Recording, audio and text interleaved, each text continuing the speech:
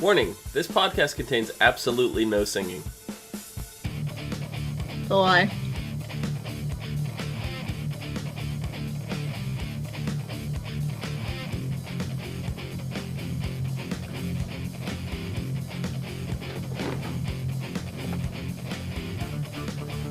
Hello everyone, and welcome to the S.T.A.R podcast for The Flash, Season 3, Episode 17, Duet. I'm your host, Claire. I almost thought I said the wrong show because Rachel is here today. I'm confusing you all. Hello, Rachel. I'm Cleo. With me I have Dom, Nikki, and Rachel. Hello. Rachel, what are you doing here? I don't know. Supergirl's here, so that's why I lost my way. You lost your way. she came to the wrong Earth. Well, that's it. We knew a huge storyline from Supergirl was going to kind of conclude here, so if Rachel didn't watch this episode, she would have been left a little bit in the dark. Just a little bit, because there was a lot that happened. Yeah. Yep. Oh, man. Yeah. A lot did happen. When and Cisco, it wasn't them, but they were in the same room. And you got your wish. Cisco sang. Together. Yes! Cisco finally fucking sang on the show. So happy. So did Win. So did Win. And they duetted together. Yeah. They were so good. Maybe. Everyone was amazing. I don't know. What do you think? I wasn't feeling it. I wasn't feeling this episode. I wasn't. Really? Really. I doesn't like I don't think Stein had a bad voice. I just think his style did not mesh well with the rest of them. He was more of an opera, and it didn't harmonize well with the other two. I don't think in the triple thing going on. And if I do have to pick who had the best voice out of all of them, it is a coin toss between Wynn and John Barrowman. John Barrowman is amazing. Coin toss. They were both phenomenal.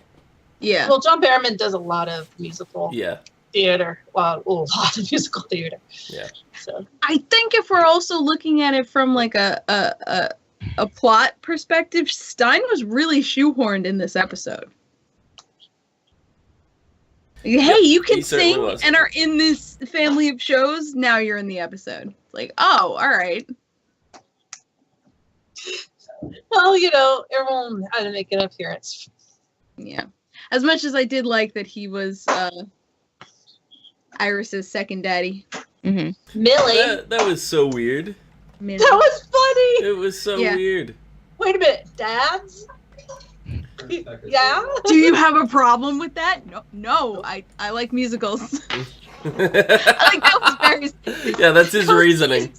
Yeah, his reasoning for not being homophobic. I like musicals. But then again, it wasn't like actual 1940s or 30s gangster. It was what was in their mind, so.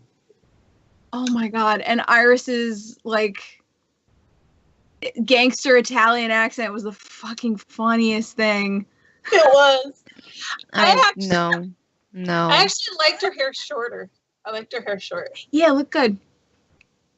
Yeah, she looked phenomenal. And I did not expect Mon-El in the dream sequence world when he showed up and when he was with Iris. Oh my god, I was like, this is ridiculous. And I love every second of that. When they said that, I was like, oh my god. And I did the exact same time as Kara goes, ew, I did ew. I was like, ew. Yeah. Yeah, and she says ew, and I'm like, wait, maybe they could take that the wrong way, Card. Maybe don't say that to their face. Still, that was a little bit awkward because she was just saying, I am so glad Mon-El is not in this, and poof, there he is. I think it's very awkward. Well, yeah, seeing, your exes kissing on each other. It doesn't matter what dimension or what plane of existence you are in, that is so awkward. I really like the Music Meister. Yeah, Music Meister was fantastic, and that goes to what the hell is he? Some cosmic being. He's an overseer. I want to say he's pretty much the same thing as Mr. Psychedelic along the same lines. Yeah. I want to say he's like an overseer, because he sees everything. So maybe he's kind of like what the Time Masters are. Time Masters, where they see everything and they're trying to put. You know what I mean? Yeah. I don't know. He doesn't really give us any clues. No. I mean, they assume he's an alien. He might. I mean, I guess he might be. Mm-hmm. He could also be kind of like the oh god, what do they call it? The little Green Lantern guys on Oa. Yeah. The little blue guys. Yeah. He could be like kind of a being like they are.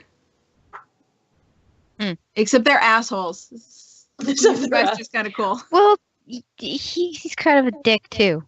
Yes, he wouldn't have put them in a situation like that where they were gonna die if he wasn't a dick.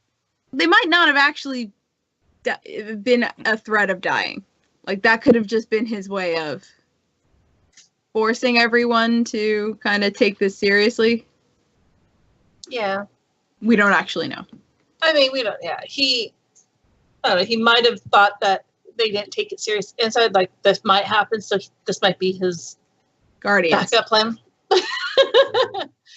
Be like, yeah, things aren't going the way they should. These two are going to end up getting themselves killed. We need a backup plan. Yeah. V Silver says, can we put a little sense back into the show? That's what this whole episode was about, to knock some sense into Kara and Barry so that they get back on the right track. And notice I didn't start this episode with Barry is stupid. Notice I didn't do that? I didn't do that. I did it for the last two. Supergirl and Arrow, but I did not do it here. Yeah, and no, Kara is stupid. But, well, Kara is stupid, but that's besides the point. Mm-hmm. At least she's sort of come around to sense. I swear to God, when she started having that conversation where she was like, oh, yeah, well, maybe you had a good reason. And she's like explaining the whole thing. I'm sitting there and I'm getting closer and closer and closer to the TV. And I'm going, really, Kara? Really? But you could see her face change. Like when she all of a sudden it hit her like smack, like, oh. Yeah. She's just like, well, I'm doing this. This is stupid. I've been an idiot. Yeah. You could just see it on her face. And you can see it on Barry's face when he was saying that too. It was like all of a sudden there was just like a light bulb went off in the realization of what they were saying and the situation they were in. As cringeworthy as this episode was, especially with the Super Friends song, no, that was the best part. That was the best part. I feel like this episode was needed. Yeah, I don't to completely change the direction of the way the shows were going. I think I could have dealt with the Super Friends song if there was no tap dancing involved. Oh, I love tap dancing. The tap dancing just made it look like the Barry was about to fall on his face every 3 seconds. He's a tall, lanky guy. He is. Yeah. He is. I love all the little... Fred Astaire wasn't that tall. He was lanky. Yeah, but I loved all the little pun things they put in there. She's like, if you screw up your present, you can always go back. I can't do that anymore. I actually screamed at Kara and said, "No, he can't do that." No, he and then can't. Don't let him do that. And then I'm Barry's like, not supposed to do that anymore. Yeah. He's I'm like, oh, okay, good, Barry. And she's like, straight. oh. It was just so funny the way they were playing off each other. It was hilarious. I feel like that was my least favorite song out of all of them. Well, only two of the songs here were originals.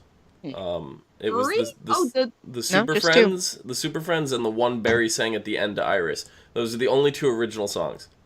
What was the one that the fathers sing? That was from really old. A musical. Which one? I didn't recognize it. I don't know either. What was? I want to say West Side. No, it was. What was the line about the licorice teeth? Sheep's eye and licorice tooth. Sheep's eye and licorice tooth. It was from. It's from a musical. Guys and Dolls. Oh, I've never seen Guys and Dolls, but Yeah. I know about it. It's very famous. Yeah. Yeah. But if you guys want to know, all these songs are going to be they're online for you to download. Good, Yep. I need it. Yeah, it said right after the episode ended, they said all available anywhere you could stream.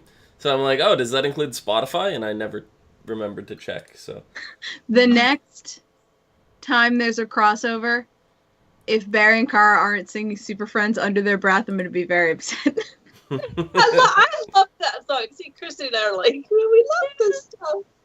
No, I actually love that song. That song's great. Because I'm master here. So the I don't know. I don't even know where to go from here. Like, we're just talking about the musical. Pretty much that was the majority of the episode. Yeah, I mean, it was.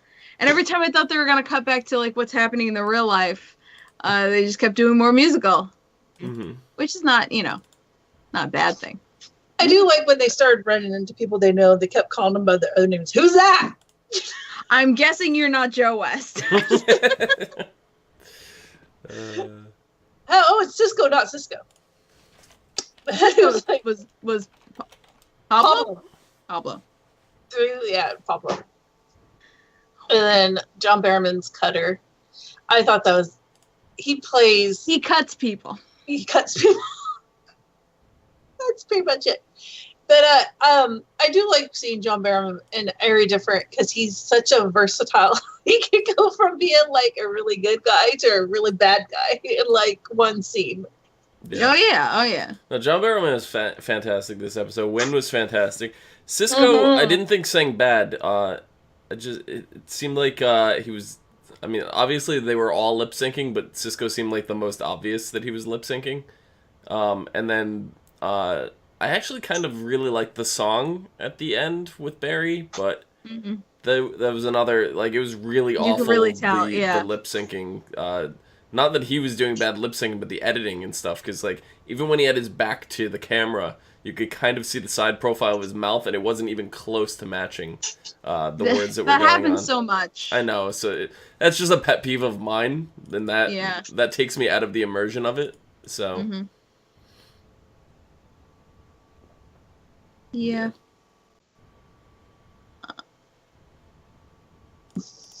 I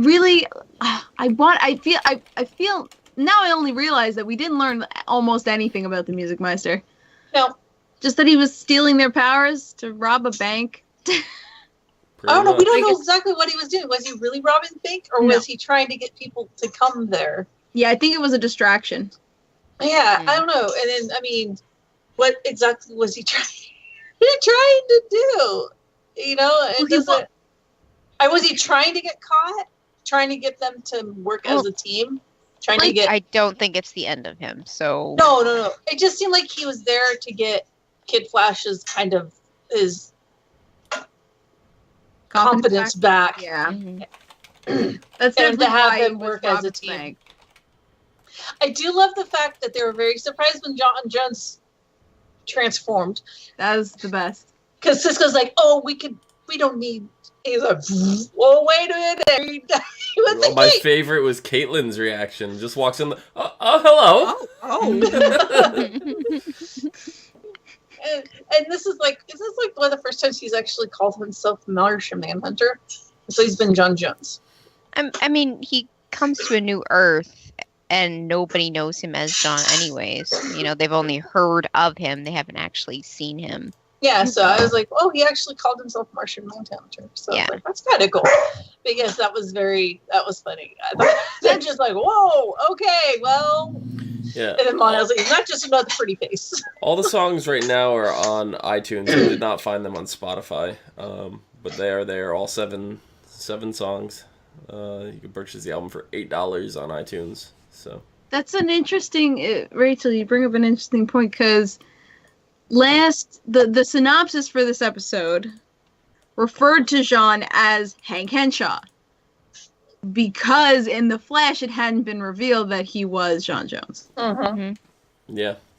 Interesting. I didn't make that connection.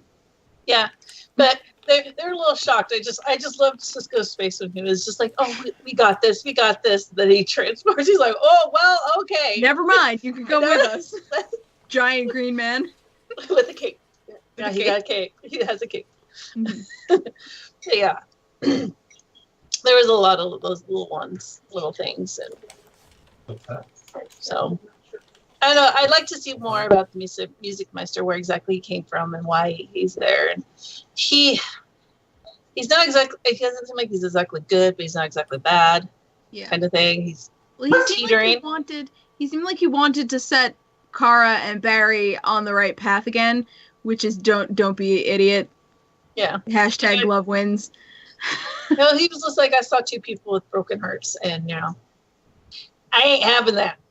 Yeah, and you maybe need to not have broken hearts to save the world, dumbasses. Well, next time Mon-El lies to her, she's gonna put a mountain on him. So Oh, No, Yeah. geologically. the Geologic. geological mountain. No, the preview for next Supergirl actually looks really good. I saw it at the end of The Flash. I don't know why they showed it there, but I don't know if I've seen it. yeah, I don't know. All I know, or maybe it was at the end of Legends. I don't know. It was at the end of something, and you see Supergirl and Mon-El in like a fist fight, but I don't. Oh yeah.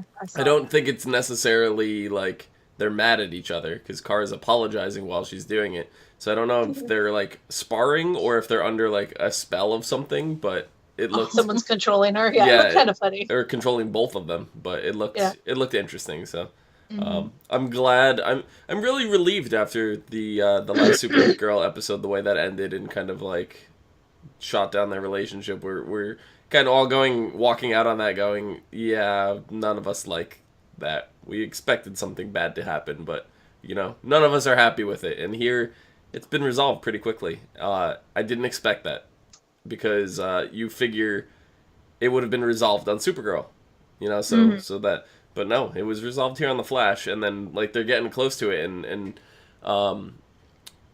Kara goes to Barry, is everything good with you and Iris? And Barry's like, we'll see. And I thought the episode was going to end like very shortly after that. Didn't expect like another musical number from Grant Gustin, but I was like, oh, they're going to resolve the Supergirl relationship, but they're not going to resolve the Flash one, in the Flash's own TV show. Like I got mad for a minute there.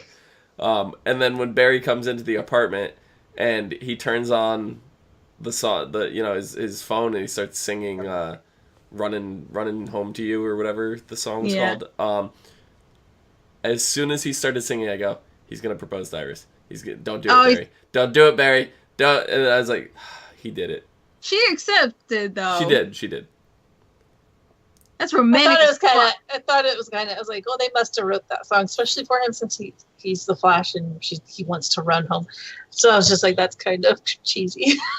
Mm-hmm. Perfectly cheesy. The whole episode was cheesy, cringy. It was cheesier than a grilled cheese, cheesier than macaroni and cheese. Nachos on cheese on nachos. It's like cheesier than nacho cheese, grilled cheese on a mac and cheese. Yeah, it's supposed to like take that idea of a musical and just turn it up to that cheese factor a little more.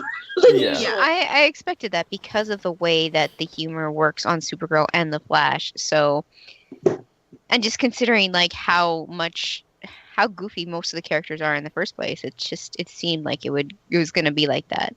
Yeah, I guess my only real gripe with this, besides the lip syncing, was it seemed like they were shoehorning the whole backstory of musicals into them this episode, and I get the purpose of doing that for context, but we had all season where we knew a musical episode was coming.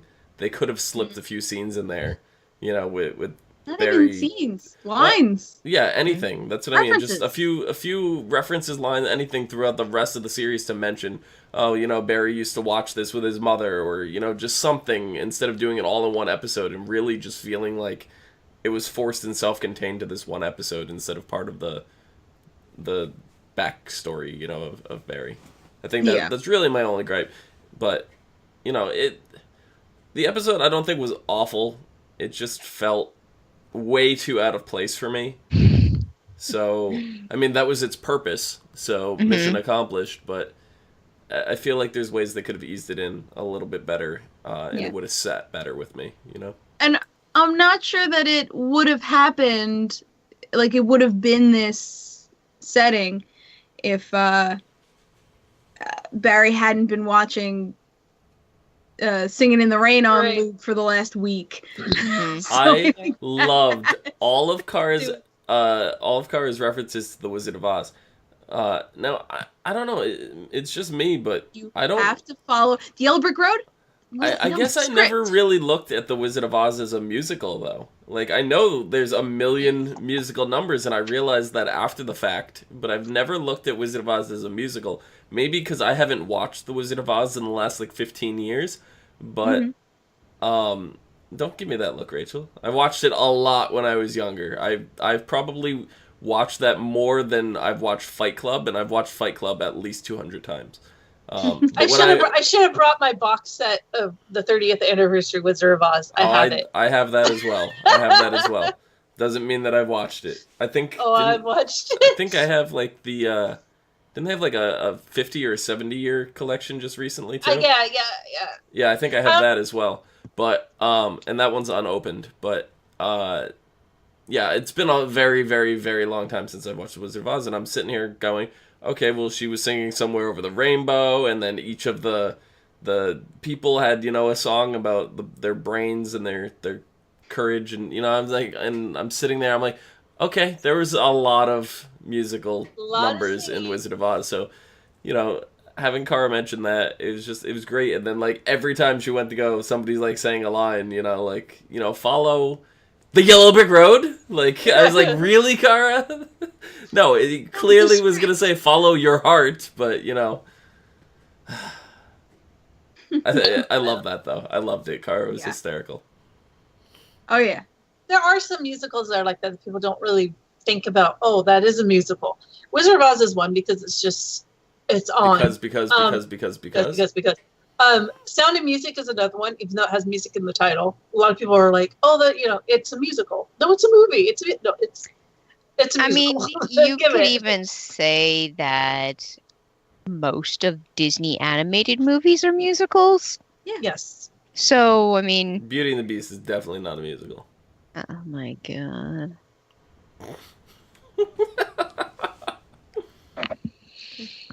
Well, I don't know. This episode makes me want to go back and watch all the Fred Astaire and Gene Kelly. This episode made me want to go back and watch The Wizard of Oz. I want to watch My Fair Lady. I want to watch Funny Face. Funny Face is a good one. And The Pirate. And The Bandwagon. Ugh. I'm a very big Audrey Hepburn fan, so yeah. She's in my front room. I can actually get her out a picture. I'm a very big Fred Astaire fan. Very big. From Breakfast at Tiffany's. Mm-hmm. Are we theater geeks here? Are we the only theater geeks here? Probably. I was just also in my car today singing Les Mis. I'll watch that one too. Oh my god. Which one? Which version? I actually like the Hugh Jackman one. I haven't seen that one yet. I've watched all the Jane Eyre movies. Everyone hates what's his name? Russell Crowe. I think he did okay. I saw the one with the French guy. Yes. Le Bardou or whatever his name is. Yeah. Fucking, I know exactly what you're talking about. Big giant nose, dude. Nose, yes. Yeah. So that's a good one too. I guess getting back to this, who was your guys' favorite singer in this episode?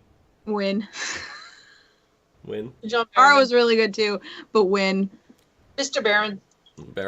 Nikki? Barron. I think I'm gonna go with Win as well. I was not expecting that voice out of him. I mean, we got a preview of it on Supergirl last week. Not really. It wasn't like full He was blown. singing it. Yeah, it wasn't. I said a preview. I said a preview. Yeah. So. I would also like to submit Cisco for Best Dancer. Yeah, I give him that. I'd give him that for sure. And you know, the Music Meister had a pretty decent voice too. I mean, that's Darren Criss though. Mm-hmm. That was no surprise. I was gonna look him up and see if I'll give that saying if they had any background. Because some we know that they do, and some I'm like, okay, do they have a background in music or not? Well, if you guys are Harry Potter fans, I think it's on YouTube. Go watch a Very Potter musical. It is fucking hilarious. It's Darren Criss is Harry Potter. Oh, nice. Oh god. Oh my god, it's the best. I want to go watch that now too. But I still need Cisco and Win in the same room. Like, yeah. Even though we doing got tech it, stuff. we didn't get it. Yeah, we didn't really get it. No. Yeah. We got their fake personas. Yeah, we want them doing tech stuff together. Yes. I have Nerds. to admit, I was kind of disappointed that Mono and I were singing in this. I'm just like, oh, come on. Yeah. I was a little disappointed that we didn't see them sing something. You know, I think Chris Wood could pull off a good voice because we did at one point hear him. No, that's karaoke. that is fabricated bullshit. If you want to hear Chris Wood sing, go watch. It was it's not even real. It was either 14 or 13 episode of the finale season, so season 8 of the Vampire Diaries. He sang karaoke. He sang what was it? Heaven something. Knock knock knocking on heaven's door. It was awful. He got into a falsetto voice to get the high notes and everything. He was forcing awfulness, but it was awful. Yeah, exactly. He was being awful on purpose. Even though it was on purpose, it wasn't that bad. So I could see him if he actually put time and effort into singing, which he probably has before. He might have to take a few lessons. I did. They're coached the whole time through a musical. Another little thing that made me chuckle is when they started the song with the fathers and singing, and you hear the guitar in the background. Barry's going, and he just like, okay, I'll sit down. I know it's coming. He sits down. He's looking at the people around him. He's like, I guess that's a really interesting take on it because you're in a musical. Knowing you're in a musical, yeah, self-aware. Normally, people in the musicals, because I always sit there. You go back and you watch even like the animated Beauty and the Beast, and the whole town is sitting there all around Belle, singing how she's like oblivious and ridiculous, and she's just walking through, and she's got a smile on her face, like she doesn't care.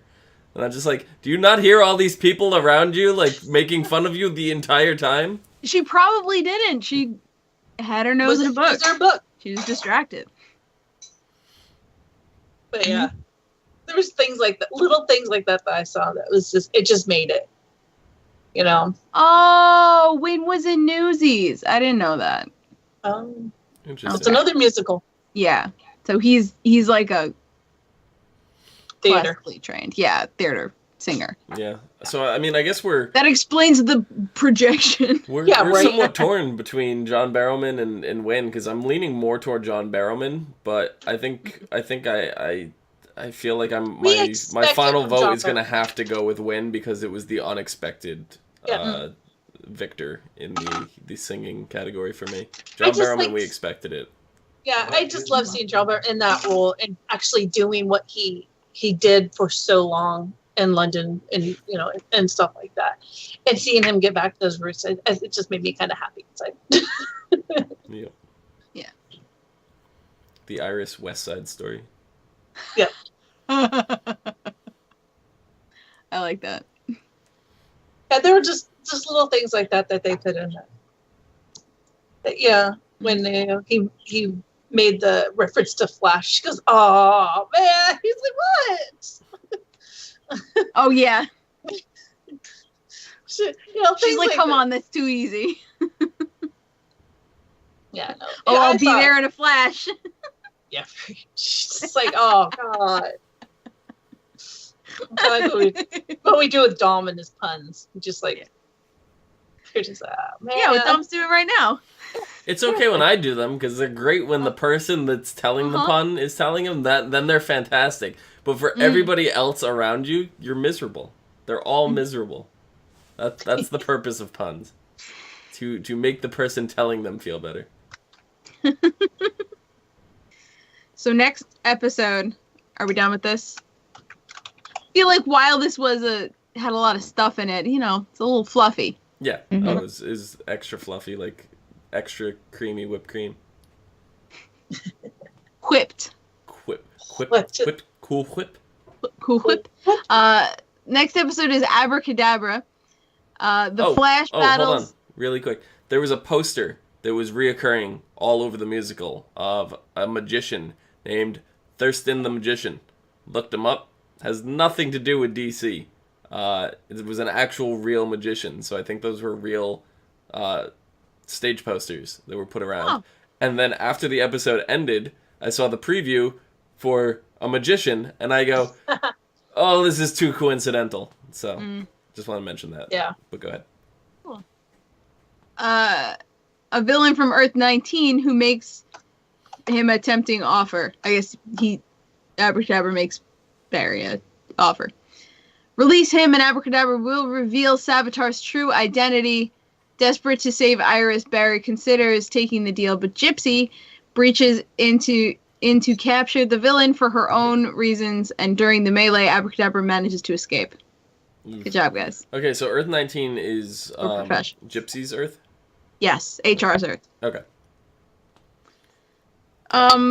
Barry is furious that Gypsy interfered, but Gypsy refuses to back down, forcing Cisco to take sides. Uh-oh. Meanwhile, Julian is still a bit cold towards Caitlin, but when she is severely injured in the battle, he rushes to her side. Okay. Oh, yes, he was angry that she kept the piece of the stone. Mm-hmm. And didn't tell anyone. Mm-hmm. Yep. So that's all for this episode. Dom, where can people find you? Find me down below at Phenomenon. PHENOMEDOM. Phenomenon.